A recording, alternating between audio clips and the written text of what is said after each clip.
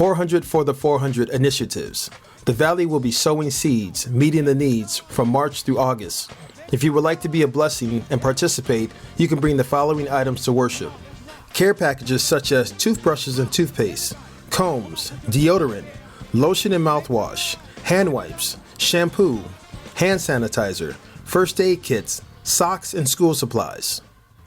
These items will be helpful for our April 28th Releasing a Harvest in Harvey 400 for the 400 initiative. We will be returning back to our roots, sowing seeds with giveaways and prayer at various locations.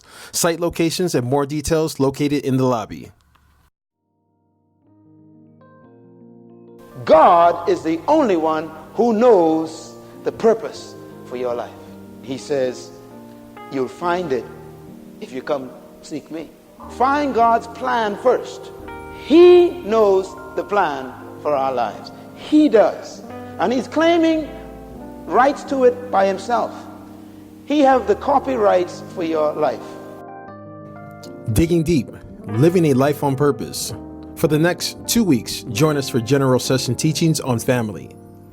HBO, Home Bible Outreach. Sign up for a home near you. Call 708-331-3511 for locations.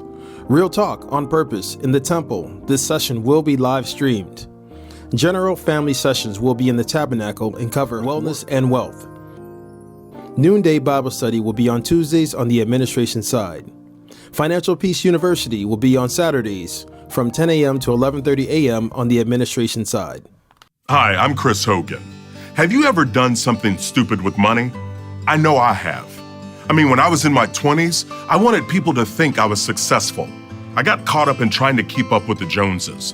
So I got the bank to loan me money because, of course, I didn't have any, and I went out and bought a Ford Expedition. I know, not the car you'd necessarily choose. I made $600 car payments every month for almost 5 years to own a hunk of metal. Thinking about that car hurts. You know what I'm talking about. Because if it's not a car payment, it's a credit card bill, or maybe even a student loan. No matter how you spend it, you owe your income to someone else.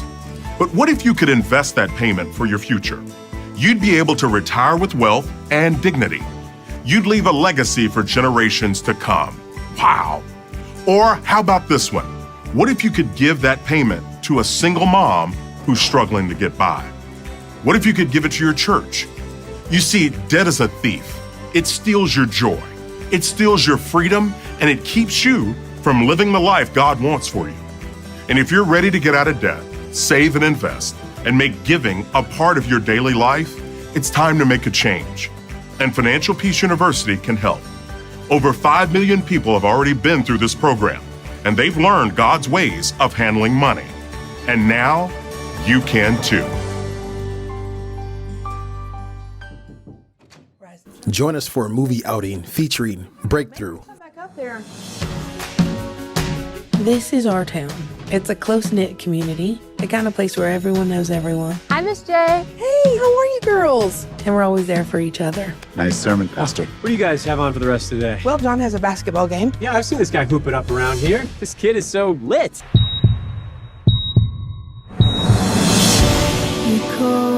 A 14-year-old St. Charles boy who spent 15 minutes trapped underwater is continuing to fight for his life.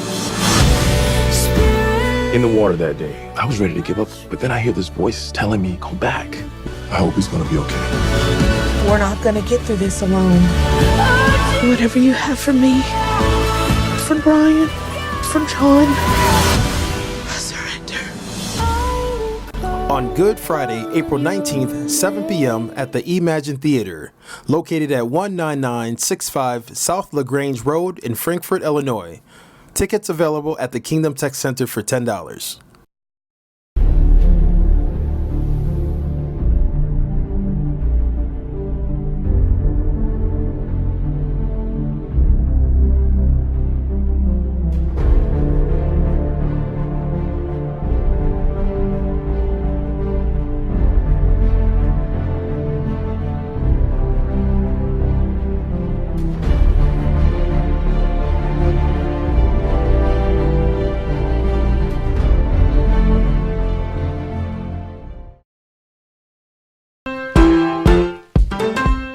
The Women's Ministry presents A Cup of Grace on Saturday, April 27th from 10 a.m. to 2 p.m.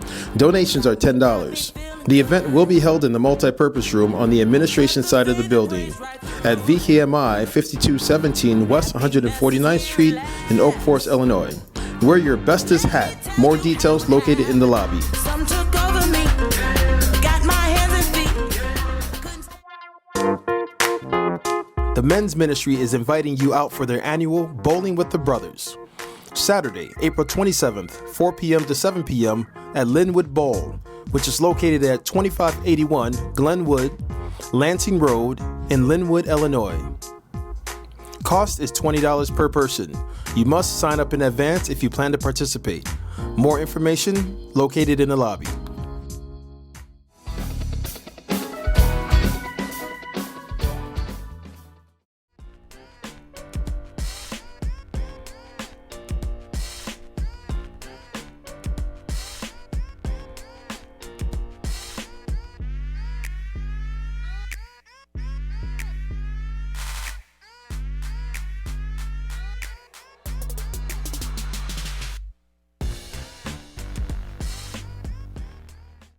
Good evening, good evening, good evening. Welcome to another night to experience Real Talk. It's Pastor Jeff. Thank you so much for joining us tonight for this experience in Real Talk. We have two wonderful guests that are joining us tonight. We've had some great guests over the last couple of weeks. And we really believe and we really hope, but one thing we do is I'm going to say believe. The scripture in Revelations chapter 12, verse 11, that says we overcome the enemy, or we triumph over the enemy by the blood of the Lamb and the word of our testimony. What is Real Talk about? Real Talk is about real people with real circumstances, and it's just real life. Their experiences as they walk through life and how those experiences develop purpose in them. So tonight, once again, we're going to hear from two people talking about life experiences. My daughter on today called me today. She said, "Dad, I was having a conversation about parents getting old." And I was saying, I'm not old. She said, "Yeah, but I'm concerned about it." I said, "Well, what's important is you got to make sure that you make memories. Good memories." Tonight, we're going to go down the lane of childhood memories. Some childhood memories are good. Some of them devastate us. But at the end of the day, it ends up in purpose. So tonight, the first guest you're going to hear from is Sabrina Williams.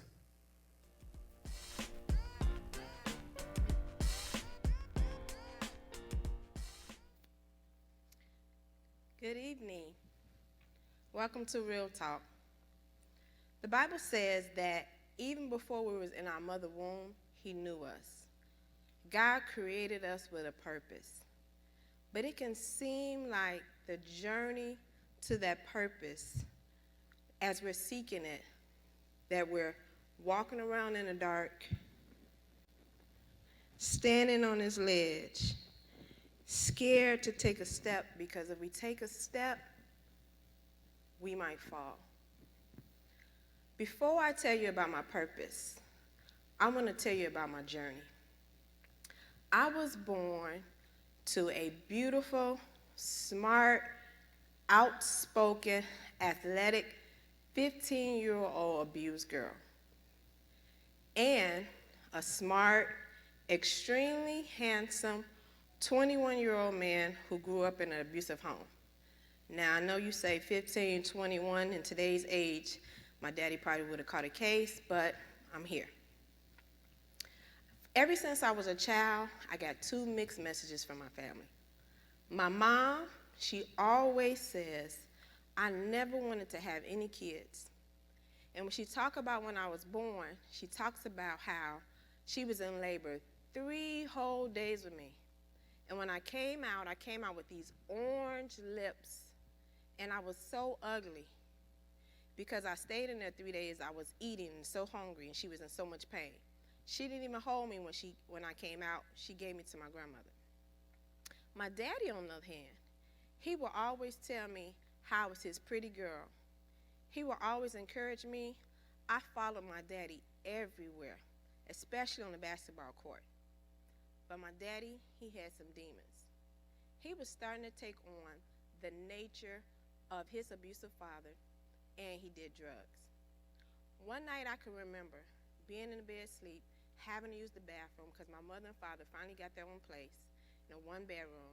And I went out and I saw this bright white shirt with all of these red blood stains on it. And I froze. And I looked up, and it wasn't my mama, it was my mama friend. And I was so excited that it wasn't my mama at 4 years old. So the next day, I went to my mama because I'm outspoken like she is. And I said, Mama, why does Daddy hit you? She said foolishly, I don't know. Go ask him. So when my daddy came home, I said, Daddy, why do you beat on Mama? He looked so shocked, but he grabbed me. He said, pretty girl, I don't know, but I'm not going to do it again. And I went home so thinking that I had saved my family. But that night, when I was asleep, I heard my mama crying. And I tilted my head and I could look in the mirror and I saw her so scared. And I could see my daddy in a way I've never seen him before. And he said, if you wake her up, I'm gonna kill you. So I went to sleep because I didn't want my mama to die. And I woke up the next morning, the 4-year-old who loves her daddy, who was her heart, woke up feeling like he was the first man that ever lied to me. And I told my mama, we gotta leave Daddy. And she did. She had me and my 1-year-old brother by then. And I didn't hardly see my daddy, the man who always encouraged me, the one who always called me a pretty girl. I didn't see him too much anymore. My mama was in her about 20s by then, and she was just a regular 20-year-old. We were doing good. My mama always worked a full-time job, and she tried to go back to school because she wanted to get her college degree. But things got rough, so sometimes we would go back home to my grandmother. And my mama started living this precarious life. So in between my mama living this precarious life and me not seeing my daddy, things started happening to me. Men and women were starting to touch on me. I was starting to feel disconnected from my mama. So I didn't want people to come to my house, and I didn't want people to know about my lifestyle. So I created this image that I wanted people to know. It was a different image than who I really was, but I felt like I had to protect myself. So I created this image, and I was kind of mean, even when I went to school, because I didn't really want that many friends. I didn't want them coming back to my house. And I began lying. So it was nothing for me to start lying about everything. I became rebellious, and my mama would always just still say how she never wanted any kids and how I was an ugly baby. So I never saw myself as being beautiful. I never even thought myself as a pretty girl. My mama wanted this dainty girl who dressed up nice in nice dresses and shoes and hair all pretty, but that wasn't me. I was out there climbing on trees, running with boys, knocking them out. So I knew I wasn't the daughter that she wanted to be, at least I thought. And as my mama continued to go on and just living her lifestyle, I started smoking cigarettes by the time I was in 8th grade. I was smoking weed by the time and drinking by the time I was in 9th grade, and I really wasn't paying attention in school. The only thing that I can always remember is how much I love kids. Even when I was that 4-year-old girl who loved my daddy, I never saw myself as a kid. Everybody else was a kid, and I was the person who had to take care of kids. So by the time I got old enough to get a job, I wanted to babysit. My mama would not let me babysit. She said I could never, never watch another kid, and I didn't understand because I love children. That's the only thing I knew I loved. In school, I was messing up so much, and a counselor came to me. She said, Sabrina, you are really smart. She said, you get A's in honor Spanish, you get A's in business law, you get A's in creative writing, and you fail any other class. She said it's impossible for you to be getting these F's and D's and everything else and passing these hard classes. She said if you apply yourself, you can graduate early. But I knew nothing about life. I knew nothing about college, so I just stayed my senior year. The only thing I wasn't doing was having sexual intercourse because my mama had scared me so bad for having a baby at 15 that I refrained from it. Until my senior year, I started dating this guy who I thought was 18. Come to find out he was 26. When I graduated, I moved in with him. I forgot all about children and how much I love children. And since he was a drug dealer and knew that I was vulnerable, he started being abusive to me.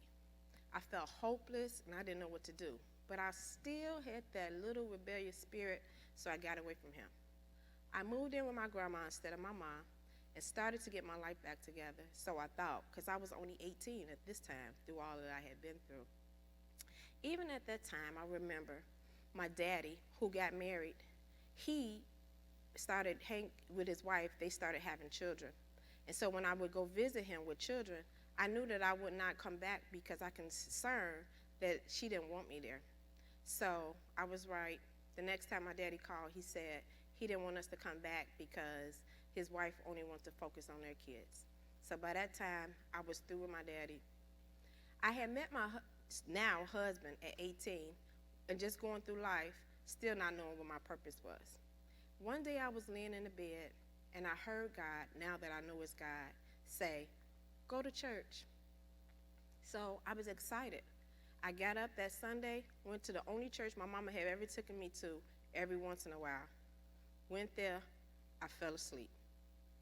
I was so disappointed. I said, I'm gonna go to bed early next Saturday and I'll go back to that church.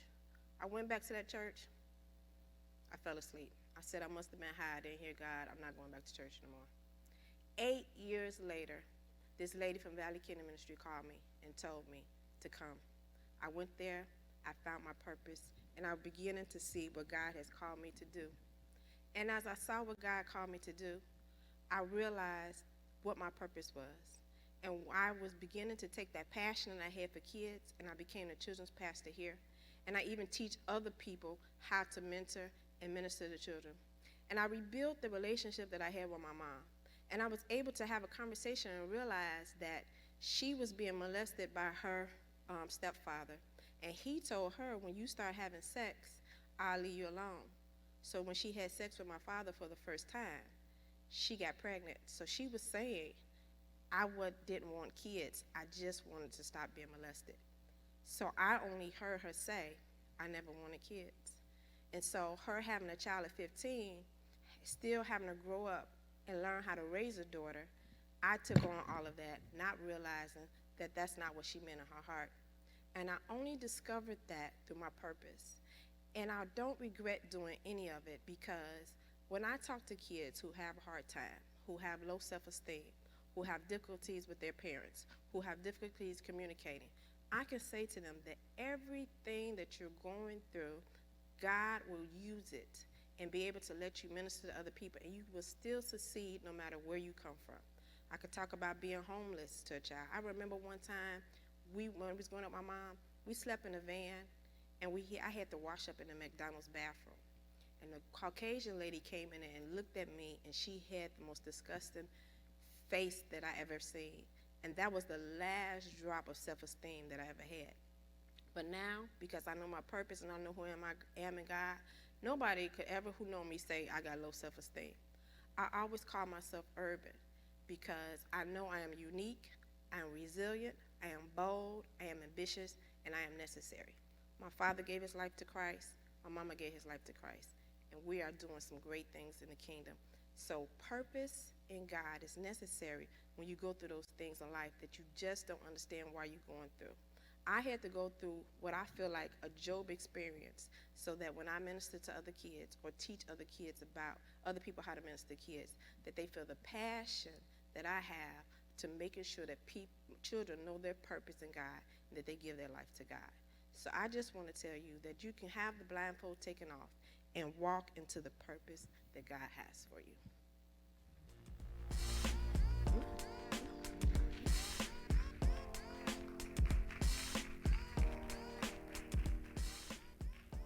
Real people, real talk about real life. I know that story just touched your heart, man. At some point, we were all children, and we all have different types of experiences as we go through life. Some of them, as I said earlier, are quite devastating to us. Even as we become adults, whatever happened to us as children usually shape and affect what we become as adults. We walk through life, we walk through church, we walk through our jobs, and we don't really fully understand how people become who they are, but we're angry at them. We got people at work who are self-centered and egotistical and arrogant, but we don't know what happened to them that got them to that point, to who they are today. I'm suggesting that we need to take time to get to learn one another and understand our stories. As we learn one another and understand our stories, then we become more patient with each other. Can you imagine the children that are out there today who don't have fathers, who don't have mothers? They don't really ever get the opportunity to feel the acceptance and the identity that comes when you have a father or a mother. They usually end up trying to cover themselves as little children, to protect themselves as little children. When rejection and low self-esteem kicks in, all of those types of things, they come as a result of the experiences that happen in life. But tonight, we just want to let people know those are the things that we all go through. But at the end of the day, at some point, you got to let go of what is attached to you to get all that God has for you. We're going to hear from another gentleman right now. Listen to the voice of Travell Southall.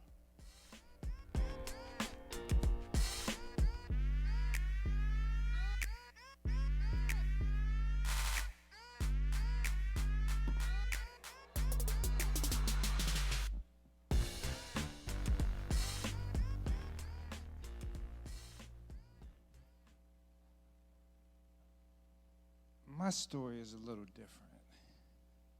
When Pastor Jeff called me, I was a little perplexed to talk about it because most of my life I ran from the story.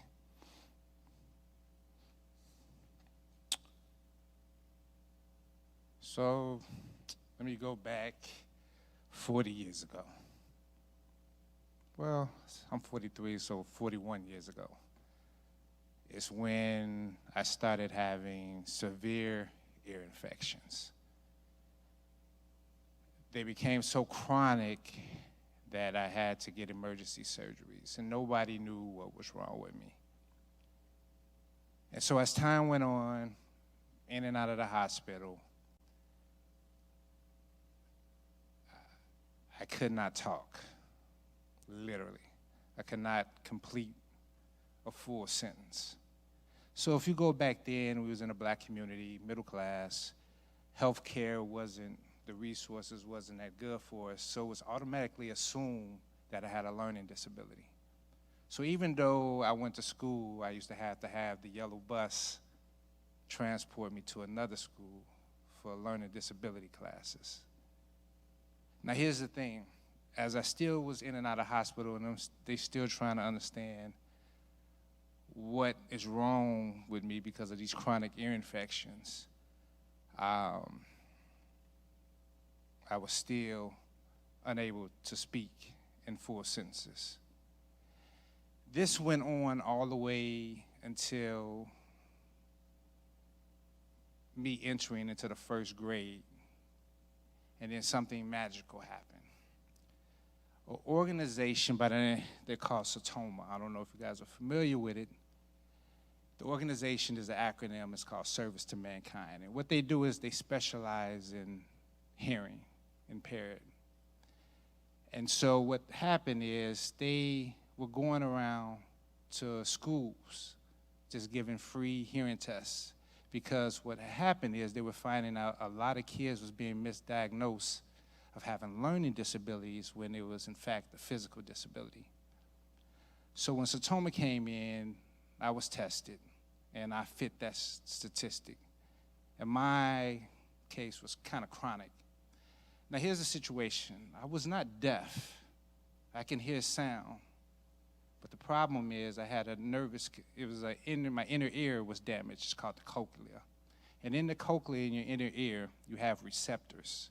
And these receptors is what picks up the vibration. It lets you know the volume of audio coming in, and it translates the sound waves so that you can understand speech. In my case, I can hear you talking, but in the middle of you talking, it sounds like you're underwater. And so once they told my parents this, my parents was relieved, for one, because they was like, oh, our kid's not learning impaired. But then it was the thing of how to fix it.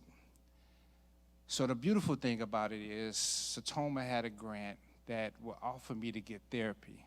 I had 2 therapists come to the school, and they taught me how to talk, they taught me speech, and the other major thing they taught me was how to read lips and how to understand body language. So I did that 5 times a week, along with trying to catch up, because remember, I was learning impaired, so I was behind. So after all the testing and they knew what was wrong with me, I'm in 2nd grade now, but I'm like starting in 1st grade, so I had to catch up. So it was relentless. I don't know what it was about me in school, but at the time I just wanted to be a normal kid. I was teased. I was a little tall for my age, and I couldn't talk, so I was kind of bullied. Thank God I had an older brother who really had my back, who fought for me, who made sure. You got to think again, I was on the yellow bus. So, but by the time I was in 4th grade, I was able to talk in full sentences, and I was able to read, right, and comprehend what I was reading pretty good, because I could actually hear what I was saying. And this was a beautiful, beautiful thing. But the thing is, I had to have these therapists with me for years. I mean, because it was relentless. I had to learn how to understand your body language. I had to, when I couldn't hear the sound, I had to make up by making sure that you were looking at me. I had to wear these big hearing aids. Like now, we take advantage of all the audio devices and stuff we have. But if you go back 35 years ago, I mean, I used to have to wear this big old hearing aid, which, you know, kids can be so cruel. And at the same time, I was wearing glasses. But I just worked so hard just to be normal, so hard. But the one thing, my father had a friend. His name was Jerry. He used to come draw these comic book characters. And this is what brings me into my purpose. Every day, he used to kind of sketch these beautiful, beautiful pieces. Yep.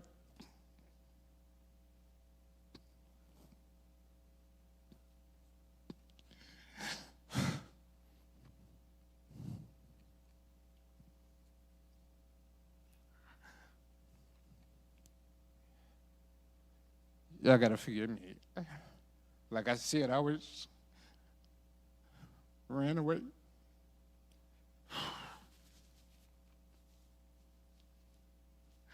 I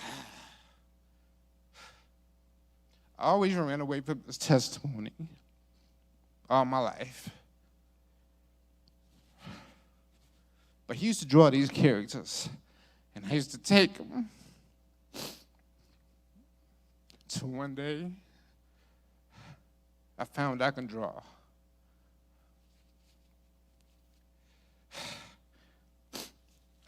Not only did I find out I can draw, but I found out I was good. It was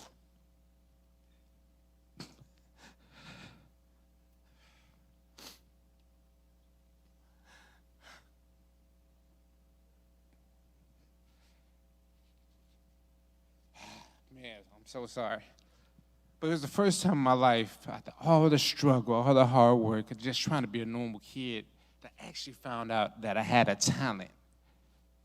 And I drew these pieces so well that by the time I got to junior high, that I was outdrawing everybody. Like my art skills were pretty good. But I still had to work so hard. And only thing I knew how to do was my artwork. And I knew the only way I could do my artwork is if I kept my grades up. And when you're a black kid in an all-black school back in that day, trying to be an artist was not a career choice because we weren't schooled of all the many things that you can do in the arts. So I had a lot of challenges.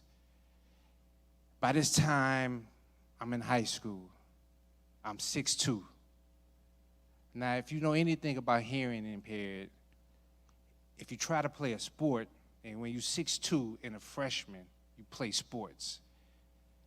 But because of my hearing disability, I had to work 3 times as hard just to play a sport. So I did it, worked hard. I was okay, but I was not good enough to, that I know I get a, college education, anything like that with. But I knew I can draw. I knew I can paint. And I picked it up so well. And by the time my junior year hit, I was involved with AXO. I got awards in my art. And so by this time, I was like, man, I got the world on my tip. I can do this. I can go to college. Now, you got to understand, I was labeled handicapped. So saying to go into a big school, they would probably said if I was to do it, you can go to a junior college. But I was like, no, I need to go to a university because I want to be an artist. Nobody really had any high expectation for me. The counselors told me the most I ever be is an art teacher. They told me I'll probably be a starving artist, trying to sell my work, because nobody was really educated on all the many things you can do with your art. And I just believed, I don't know where it came from. I just knew I can be successful with my art. So, filled out the applications for college. I made sure I had my grades. I bust my butt off for the scores, but I was denied.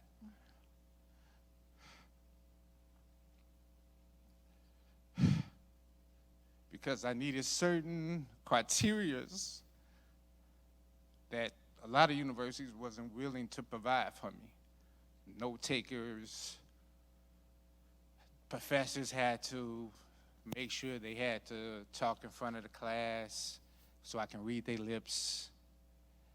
And it was a list of other stuff that I needed in order for me to be successful. Well, I just believe after they told me no, I just believe somebody would take me. I didn't work this hard for them to tell me no.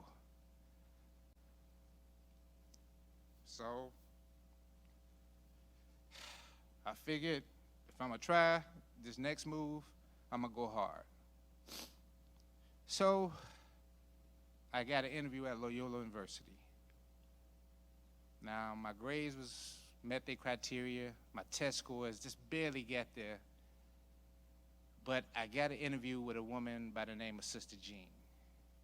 Most of y'all probably remember from the Final Four last year. Sister Jean had a thing for tall black men. I didn't know at the time, but she thought I was a basketball player coming in there. But when she heard my story, and I ain't gonna lie, this is the last time I told this story. It was to her. And she said, if you do everything you just told me, and you keep a 3.0 and above average, I will provide you with everything you need got to promise me you're going to graduate. Well, to sum everything up, talking about purpose, how everybody told me that you would not succeed in art,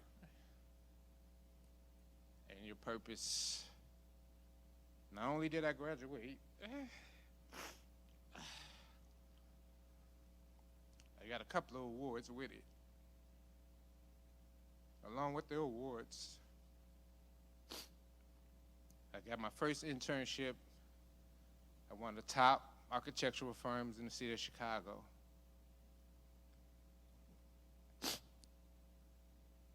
From there, that's when I was relentless.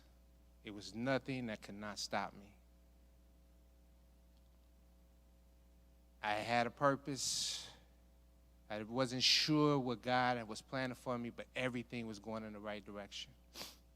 I met my beautiful wife, who was so encouraging, and she just believed in me. She even believed in me so much that I quit my job because God told me that you should be doing more. And that's what I did. And I started TS Design almost 20 years ago. And I've been in business for 20 years. And so my purpose was, and my father's not here, he's resting in heaven. When I realized my purpose, and I'm gonna leave y'all with this. My father said, God has really blessed you. He said, I didn't even see you reaching this potential. But the last thing he told me, he said, I'm proud of you.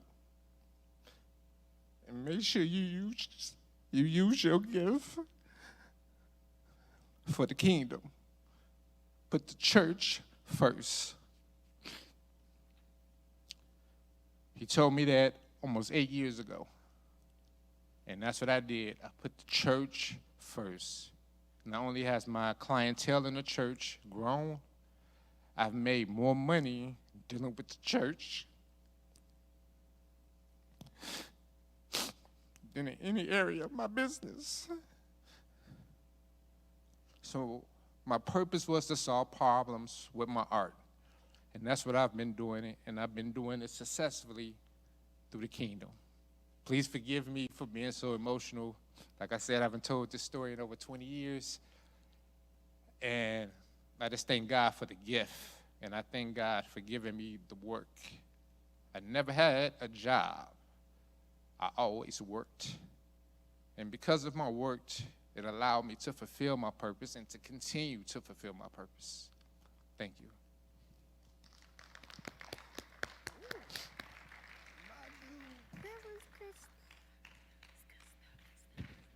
Real people,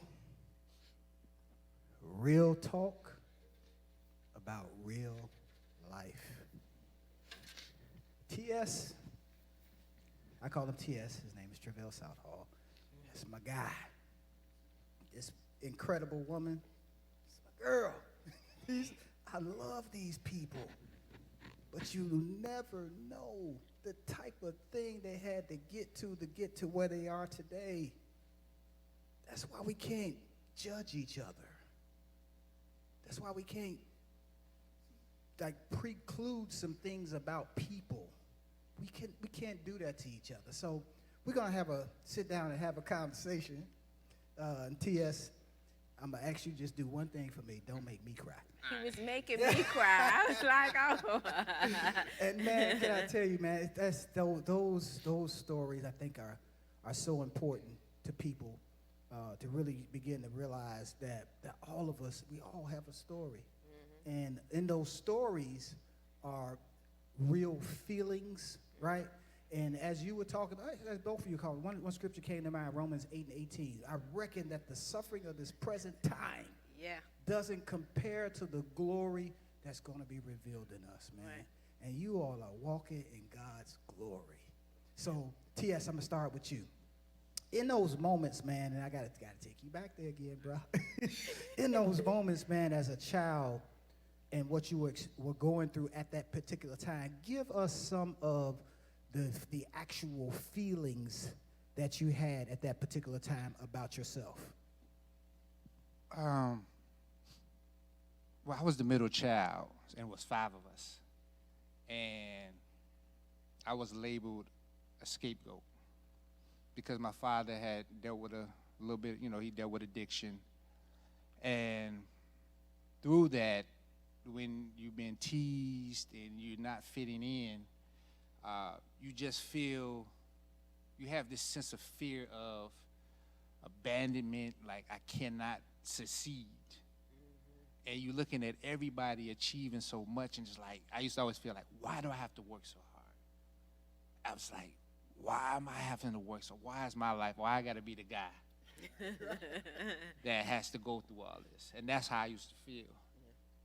Yeah, and as you were talking, I was thinking about myself. I grew up with 9. I got 9 brothers and sisters. Oh wow. 5 sisters and 3 brothers, and I was like the 3rd oldest, and they put this thing on me like I'm supposed to be the one to make it out the projects, get us out of the projects. I mean, as a kid, that's a heavy burden. And it's because, I was the one to get the good grades, got good conduct, the teachers loved me and all of that kind of stuff. And then all of a sudden, I'm the savior of the family. How does that's a lot of pressure. And that pressure stayed with me until I was maybe early 20s or something like that. And I thank God that I was able to kind of sustain myself through that pressure. But I didn't really have, because they put that kind of pressure on me. I was the kid where, I could just do anything I wanted to do. Everybody else had all these different rules, and I ain't had none. And then I growing up as a person that don't have no rules and don't have no borders. I grew up as a person that was arrogant and prideful. That happens to us. Yeah. And I had to deal with that too at an early age, because I started making decisions that had ramifications to other people. When I was selfish and thinking about myself. Yeah. So, I got to ask you the same question, because there are real feelings as you're going through the things that you're going through as a child. Give us some of those feelings that you were feeling at that time. Well, I always felt, because I was very outspoken and the one who always protests, so I think people thought I was stronger than I was, so I could never show that I was weak, which is why I developed these 2 type of personalities, the one who was really me and one I was just wanting to show people. But really I felt like I didn't know what I wanted to do with life. I didn't feel like I fit with people, not knowing that I wasn't supposed to fit in, that God made me a certain way. And I just felt like I wasn't pretty, like all the other girls was pretty. Well, even though Daddy's called you pretty girl? Yeah, because he wasn't there. Like, my daddy wasn't there, and that was the one who was putting that inside of me. My mama couldn't articulate what she was really saying, so I only heard her say, you was an ugly baby. So me only hearing that, growing up, I just didn't think I was pretty. But I really felt like I didn't care about the world. I just tuned out. I was always in my head. And that's why I always say God made me creative and not crazy, because I was just in my head all the time. Okay. Yeah. Awesome. And again, as you talking, I'm thinking about how sometimes, as you processing that stuff, man, how do you, as a child, how do you process those types of feelings as you walking through life? Well, I didn't process it until I became an adult, because I was just in always survival mode. I always had to survive. Like, it's just me. How do I survive? How do I get through this person touching me? How do I get through being homeless? How do I get through people looking at me crazy? How do I get through just getting through school? So I didn't really have to go through it until I gave my life to Christ and just was becoming the person that God wanted me to be. Then I had to process all of those different feelings. And, I'm not a crier too much. Sorry, I didn't mean that. You was making me cry. But really, that I had to cry. Like, I had to learn, like, no, you have to cry this out. Absolutely. You have to get that emotion out so that God can begin to heal you. So I had not to always be strong, become weak, and then I became strong in him. Yeah. And that one of my favorite scriptures is, And I say it all the time. You go ahead and be weak because his strength is made perfect in us. Yeah. And I think, as a man, I'm going to tell you something. I don't mind crying. But in those moments, I think a lot of times for me growing up as a child, when I couldn't process, and you're right, as children, we really can't. I used to just cry because I couldn't figure out what was going on and, what these feelings that I should have. And, growing up in the environment that I grew up in, I just kind of was like, I lived in fear all the time. Yeah. So as we think about those moments, is there a person, and we know God is one of them later on in your life, but as a child, is there a person, T.S., that really affected your life in a positive way, where you actually grabbed hold to something they may have said or something they may have done that helped you through the process? It was a collaboration, I think, and it was different things that my father said when I was growing up. One of the most powerful things he ever told me was, "I believe in you." Affirmation. And then, I have my older brother who just always had my back. But one of the things he told me that always stuck with me is like, if you're gonna do something, do it all the way. He was like, when I was running the streets, he said, one thing that kept me alive, he said, if I was gonna do this, I can't do it 10%, 20%. So he said, if you wanna do what you're gonna say you're gonna do, don't half-step it. Go all the way with it. And then I used to just see other influential people in the church, because I grew up in the church, Kojic. And we used to have, when I was coming up, it was Tony Green and Edward Goodwin. They used to come pick us up with the youth bus. And it was those moments right there that, really influenced me, just being around that positive energy, just knowing like, hey, these people are good people. So it was like, I know a lot of people talk about how celebrities and stuff influenced them. Me, it was just always just a community, people that was on the block, that showed me love and just kept me focused. And, but one thing I really embraced is that I was happy that when I was growing up, nobody treated me like a victim, like because he has his handicap, we're just gonna push him off to the side and feel sorry for him. Because I see that a lot going on, people playing the victim role. I just think it was more so people didn't understand what I was going through, so they felt that they were doing what they were supposed to do, but it was like, no, you're going to still work. You're going to still do this. You're going to still be, it wasn't like, oh, well, he has a situation. It was never that. So that's what I'm grateful for. There was a moment, and, as you sent your story in, where you was talking about how art school had affected you, and how with the things that happened in that environment. What was that like for you? Yeah, so that was everything. Like when you're around what you actually love, because remember, all my life I was told that you can't. It was just like in our community, it was just like art. You just know from when you were in your art class. Yeah. So you're just gonna teach art. But people really didn't pay attention that if you look around, go outside, you see all the beautiful billboards, everything you see, you're being advertised to every 7 seconds. So somebody did that. If you walk in this room here, somebody had to design this room. And it wasn't until I went into art school that I found out all the many different things you can do with your art. Not just drawing a comic book, which I love to do, but it was so much more I can do with my art to be effective. And that's really what changed my life. It really opened me up like, wait a minute, I was told that I can only teach art, or I can only draw or paint and hope somebody buy a painting. No, I didn't know that people would commission me, to do this work, and I can make it a full-time career. Just like people say, well, you're a tech guy and you know this technology so well. I said, I don't look at technology as being a mathematical thing. I look at it as being a language, part of my art. It's something that I picked up very well. That's what allows me to do my art. But to me programming and understanding the web is just nothing but another language. Same way they used to teach me when I learning how to read lips and body language. It's the same thing.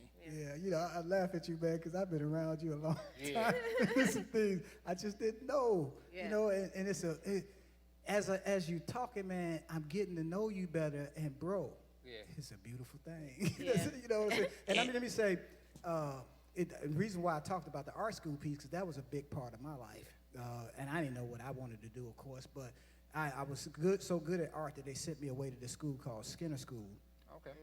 On the west side. And when I went there, it actually began to make me feel like I was normal because I was around people that actually enjoyed what I enjoyed doing. So you're absolutely right. So now I'm going to bring this question to you about people, influential people who may have said something, done something in your life that kind of help shape who you are today. Well, when I was younger, just because my mama had to be the disciplinarian, my grandmother was. Now, even though she was just one real outspoken woman who just had this pillar of strength, but I was like her child because my mom had me at 15, so she kind of helped raise me and watch me, and she was the one who held me when my mom had me, so that's one of my pillars of strength. And then just coming to Valley Kingdom Ministries, Apostle, I didn't know anything. You know, I came in like, what's Genesis? What's Revelation? We call ourselves unchurched. right, unchurched. So just his teachings, giving me the revelation and knowledge. Like, I never saw myself standing up talking in front. I was always outspoken, but I just never saw myself teaching. I never saw myself even working with children as a children's pastor. Even though I love children, I never saw myself doing that. Just the people that I worked with in children's ministry and my friends that I've met, like, help build me up to be just who I am. My husband is like, you could do it. He's like, no nonsense. You know, he don't take it. Just go out there and do it, you know, and correcting me, like, if something is wrong. So just working here with the staff, you know, it's just different people who just give you nuggets to help you along the way. But when I was younger, it was definitely my grandma. My mom and me are really close now. You know, she's a great adult parent.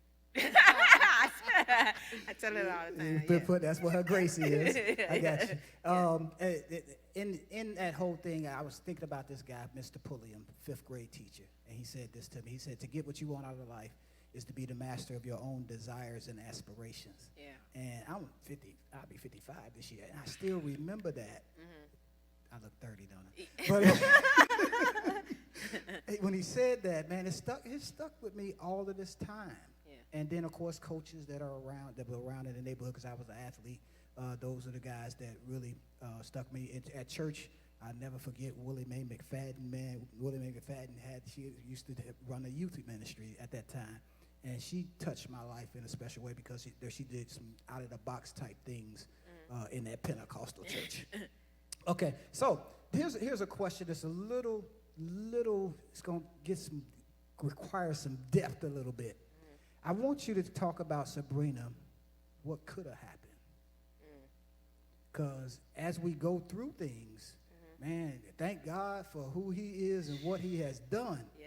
But can you imagine what could have happened to you? Yeah. Talk about that a little bit. I think about that often because my mom had 2 children by my dad, even though he has 4, so he has a total of 6. But my brother, he is what I feel like I could have been if it wasn't for God's mercy and grace. Like, he still is taunted by just the things that happen with us when we are young and the process of how he thinks, you know, and I feel like it's just me and my mom, mercy and grace, but just stuck in that anger, in that fatherlessness, you know, not being able to just really reconcile, you know, with our parents in a way that's not disrespectful or, you know, hostile.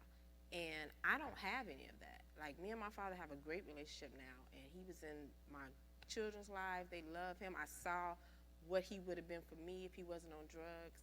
Just seeing him liberated and free and going to minister to other people and my mom. So I thank God that I'm not, like, crazy or depressed or just, you know, because it was a time when I felt like, okay, I feel like I'm really depressed. You know, even when I first got here, how I knew I had to deal with that stuff is because I was feeling really depressed, like I didn't want to get out of the bed. But I felt like I'm saved, so why am I feeling like this? It's because I never dealt with it. So I know I could just have easily been triggered mentally from anything that I have had happen to me, because all the stuff I talked about happened before I was even 18.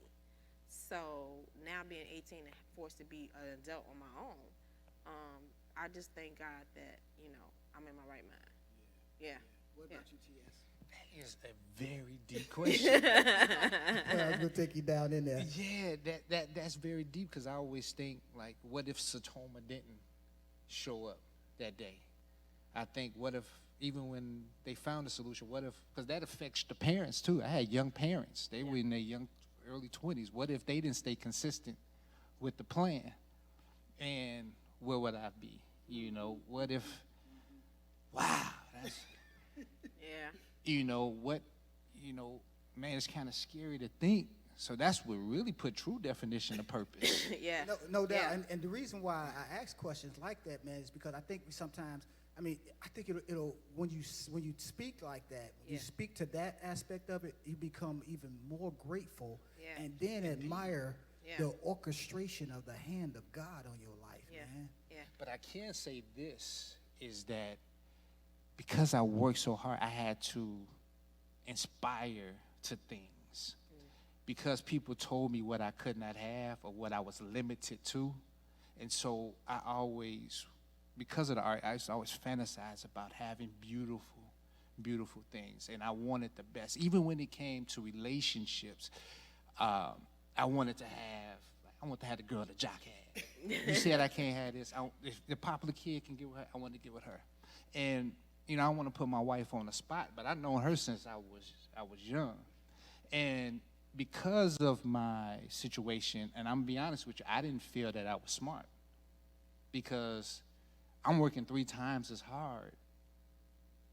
I'm like, so what does this mean? I got to hang around people less smarter than me? I know this is crazy that I'm talking like this, but I always made sure I was around people that were smarter than me. Yeah. I was like, I'm going to be around this person because he's smarter than me, because then that always made me look good. And then when I see my wife, not only was she was a beautiful woman at the time, she was extremely smart. I mean, she was in college at like 14. So I used to, like, any chance I get, I used to try to flirt with her. I would be too scared because I was like, she's way out my league and older than me. But not that much, by months, baby. No.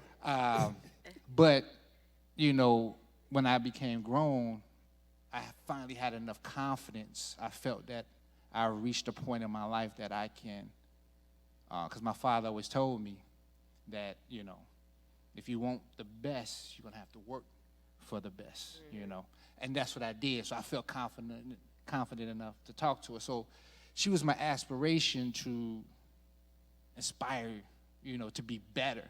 Yeah. So you asked the question, like, if that didn't happen, where would I be? It's very scary to think what my life would have been. I mean, would I have been that victim, probably still in some hospital somewhere, deteriorating, probably not talking in full sentences? I don't know. It's scary to think about. But the being delivered from it makes you more passionate about the purpose. Yes. Because you're passionate about, and sometimes people don't get it. Like, why are you so passionate about making sure that this is set up right in children's ministry? Or why do you have to have this curriculum? Or why are you always pushing the bar? Why are you trying to be the next but because why you still at church at 3 o'clock in the morning? Right.